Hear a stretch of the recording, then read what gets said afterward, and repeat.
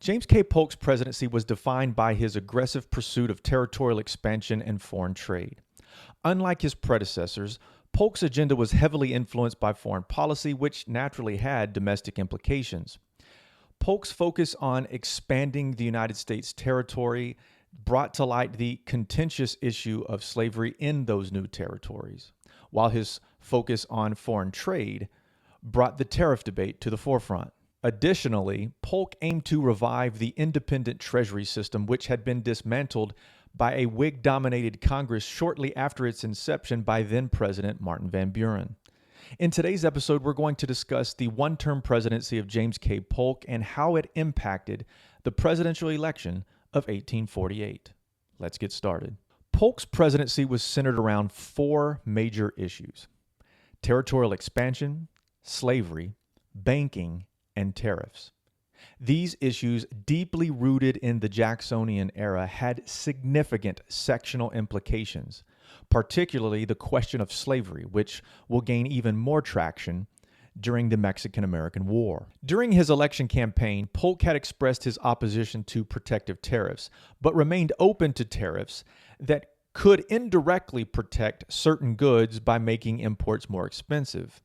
To address the question of when a tariff becomes protective, he tasked his Secretary of the Treasury, Robert J. Walker, with studying tariff levels. Walker's findings recommended a substantial reduction in tariff rates, far more than what Polk had initially suggested to his Northeastern Democratic supporters. The proposed tariff bill faced major opposition from within Polk's cabinet, and it sparked a heated debate in Congress along sectional lines. Southern and Western representatives favored the new tariff, while most Northerners opposed it. The tie-breaking vote in the Senate was cast by Vice President George M. Dallas, and Polk quickly signed the Walker tariff into law. This tariff lowered rates to revenue-only levels and replaced the ad valorem rates with a set rate, with some commodities listed as duty-free. Following his success with the Walker tariff, Polk is going to turn his attention to reviving the Independent Treasury Act of 1840. This act, which was originally signed by Martin Van Buren, established independent Treasury deposit offices to manage government funds separate from state or private banks. This system aimed at doing away with the Second National Bank of the United States and also to curb speculation in Western lands. The new independent treasury under Polk mandated that government disbursements be made in hard specie, gold or silver, or paper-backed with precious metals.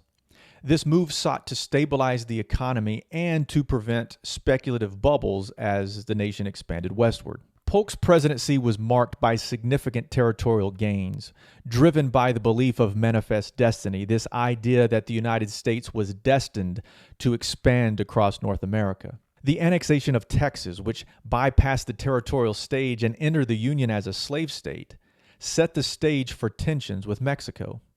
When Texas claimed the Rio Grande as its southern border, Mexico responded by breaking off diplomatic relations with the United States.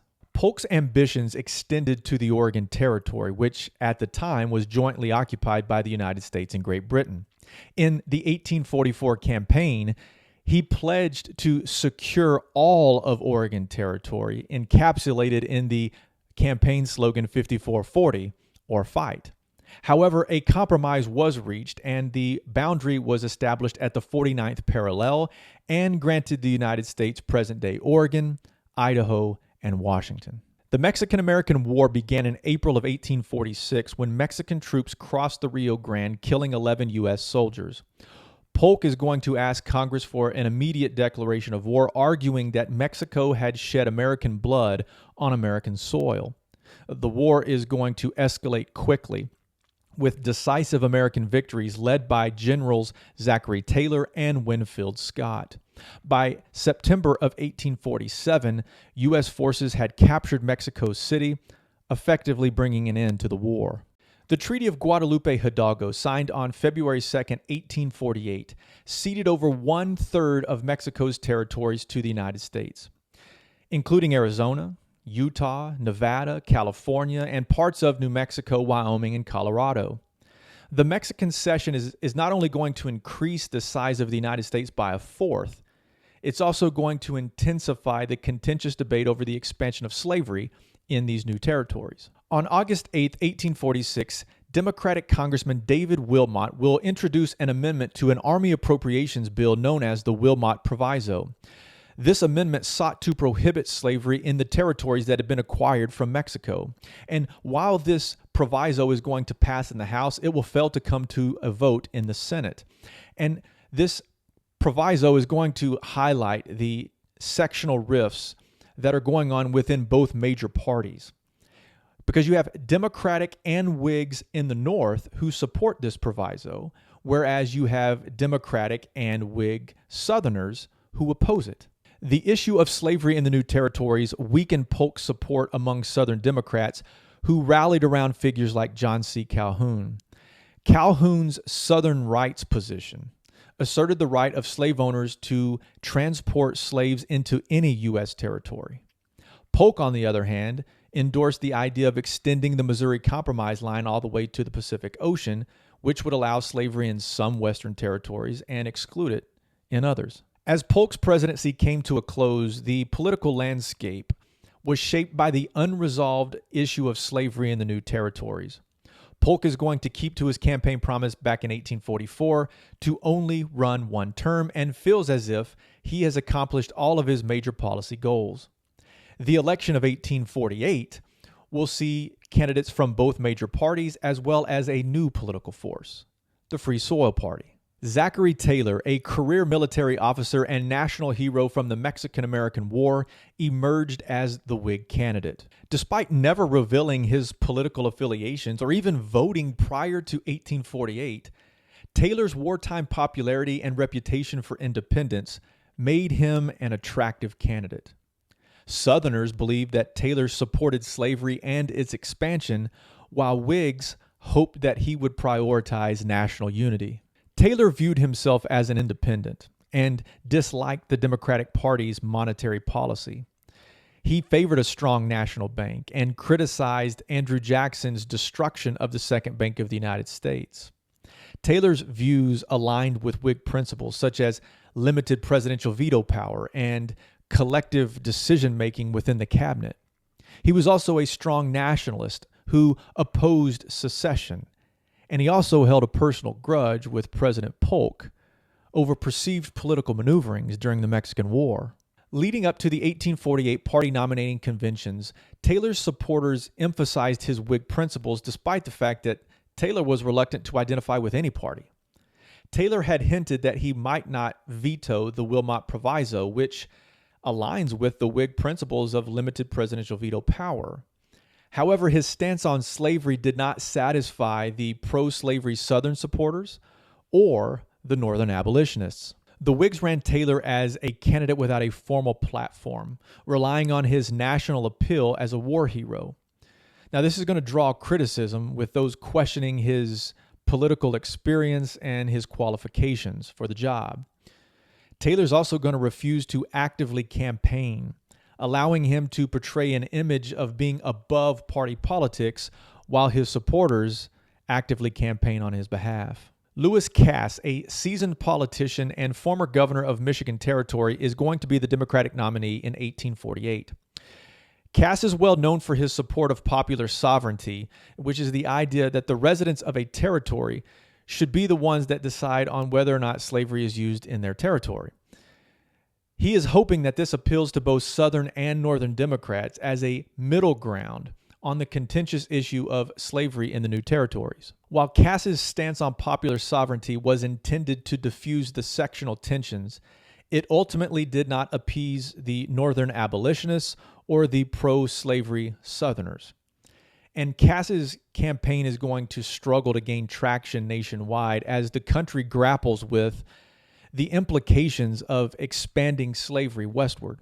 The Democratic platform in 1848 endorsed popular sovereignty as the solution for the slavery question. The platform also supported the continuation of the Mexican-American War and the acquisition of new territories. Additionally, the platform advocated for the annexation of all of Oregon Territory, They supported states' rights and limited federal government intervention in economic affairs. Martin Van Buren, the former president and prominent Democratic figure, emerged as a candidate for the newly formed Free Soil Party. The Free Soil Party was a collection of anti-slavery Democrats, conscience Whigs, and members of the Liberty Party.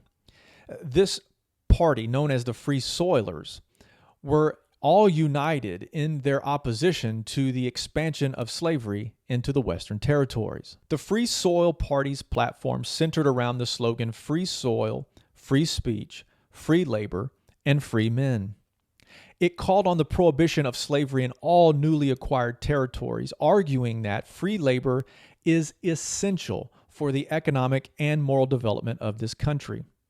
It also advocated for homesteads for settlers, internal improvements, and the establishment of a national land policy that favored small farmers over large plantations. Van Buren's candidacy highlighted the growing dissatisfaction of the major parties' handling of the slavery issue. The Free Soil Party aimed to challenge the dominance of the Democrats and the Whigs by offering a clear anti-slavery alternative. And while Martin Van Buren does not win a single electoral vote, he does draw significant support from the North, which is going to divert a lot of those votes away from the Democratic nominee, Lewis Cass. On November 7th, 1848, voters will go to the polls, and the results of this election are going to reflect the intense political divisions of the time. Zachary Taylor, the Whig candidate, won a plurality of the popular vote with over 1.3 million votes. Democratic candidate Lewis Cass received over 1.2 million votes, and Free Soil candidate Martin Van Buren garnered over 291,000 votes. When you look at the Electoral College, Taylor secured 163 votes to Cass's 127. Despite the heated debate over slavery, party loyalty remained strong. Taylor's victory was significantly aided by the Free Soil Party, which drew votes away from the Democrats, particularly in those mid-Atlantic states. This split in the Democratic vote allowed Taylor to carry key states and ultimately win the presidency. Taylor's military renown and reputation for independence, combined with Whig loyalty and Democratic abstentions in the South, secured his victory.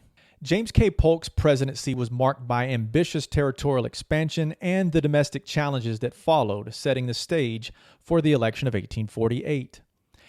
Zachary Taylor's election as president is going to highlight the complex and ever-evolving political landscape with issues like slavery and national unity at the forefront. One last note before we close this episode. Outgoing President James K. Polk was in poor health in the final months of his administration. In fact, shortly after he leaves the White House, he will die of cholera in 1849. That's all the time we have for today. Thanks for joining me. We'll see you next time.